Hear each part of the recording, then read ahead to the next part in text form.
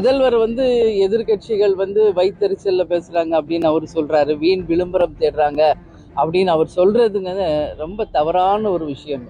இன்னைக்கு எதுக்காக எதிர்க்கட்சிகள் இதுல என்னங்க இருக்கு? விளம்பரம் தேட வேண்டியது ஒண்ணுமே கிடையாது. இன்னைக்கு அவங்க இருக்கின்ற திமுக பேனர்கள் எல்லாம் கிழிக்கப்படுகிறது.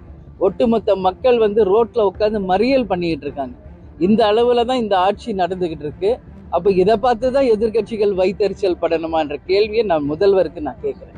எதிர்க்கட்சிகள் என்பவர்கள் இன்னைக்கு மக்களுக்கு நடக்கின்ற அவலங்களை சுட்டி காட்டுறத ஒரு எதிர்க்கட்சி அதை ஏற்றுக்கொண்டு அதை எப்படி உடனடியாக சரி செய்யணும்னு நினைச்சு அதை செய்தாருன்னா உண்மையிலேயே இந்த ஆட்சியையும் முதல்வரையும் வரவேற்கலாம். அதை விட்டுட்டு இந்த ஆட்சியை பாலாரும் தேனாரும் ஓடுது அப்படின்னு புகழணும் அப்படின்னு எதிர்பார்த்தா எப்படி அது முடியும்? இன்னைக்கு மக்கள் தான் எஜமானர்கள் தமிழ்நாட்டில். அந்த மக்கள் சொல்லணும் இந்த ஆட்சி உண்மையிலேயே நல்ல ஆட்சி நடக்குதா இல்லையா அப்படின்றத மக்கள் சொல்லணும். அதனால இதெல்லாம் ஒரு தவறான ஒரு முன்னுதாரணம். இதெல்லாம் எதிர்கட்சிகளை குறை சொல்றதை விட்டுட்டு உடனடியாக நிவாரண நிதி அத்தனை மக்களுக்கும் பாதிக்கப்பட்ட அத்தனை மக்களுக்கும் உடனடி நிவாரண நிதி வழங்கணும்.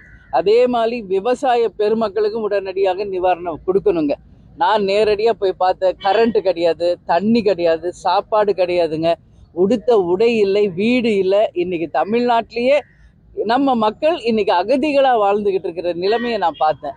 அதனால நான் என்ன சொல்றேன், தேமுதிக சார்பாக நாங்கள் நேரடியாக போய் எல்லாம் எங்களால் முடிஞ்சது செஞ்சுருக்கோம். மறுபடியும் இன்னொரு வாட்டியும் நாங்கள் எங்கெல்லாம் பாதிக்கப்பட்டிருக்கோம் அந்த இடங்களுக்கு செல்ல இருக்கிறோம்.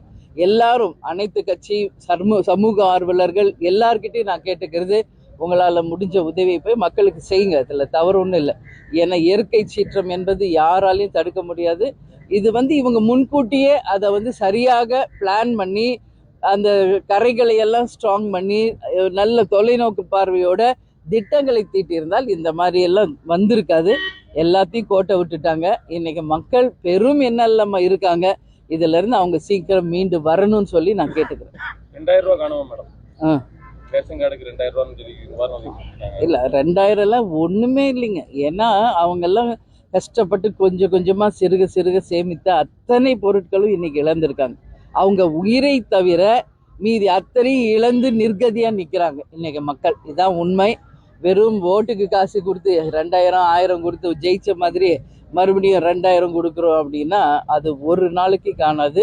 அதனால இன்னைக்கு நம்ம பக்கத்து ஸ்டேட் பாண்டிச்சேரி அவங்களே ஒரு ரேஷன் கார்டுக்கு 5000 ரூபாய்னு உடனே அறிவிச்சார் அந்த முதலமைச்சர். நம்ம நாடு பெரிய தமிழ்நாடு அவங்களோட பாண்டிச்சேரியோட. அதனால நிச்சயமாக ஒரு ரேஷன் கார்டுக்கு 10,000 ரூபாய் முதலமைச்சர் அவர்கள் உடனடியாக பாதிக்கப்பட்ட மக்களுக்கு தரணும். அதே போல விளை நிலங்கள்ல அத்தனை விவசாயிகள் பாதிச்சவங்க அத்தனை பேருக்குமே குறைஞ்சபட்சம் 50,000, அதுக்கு மேல நிறைய பாதிப்பு இருப்பவர்களுக்கு 1 லட்சம் ரூபாய் இந்த அரசு கொடுத்தால்தான் அவங்க வாழ்க்கையில மீண்டு வர முடியும்.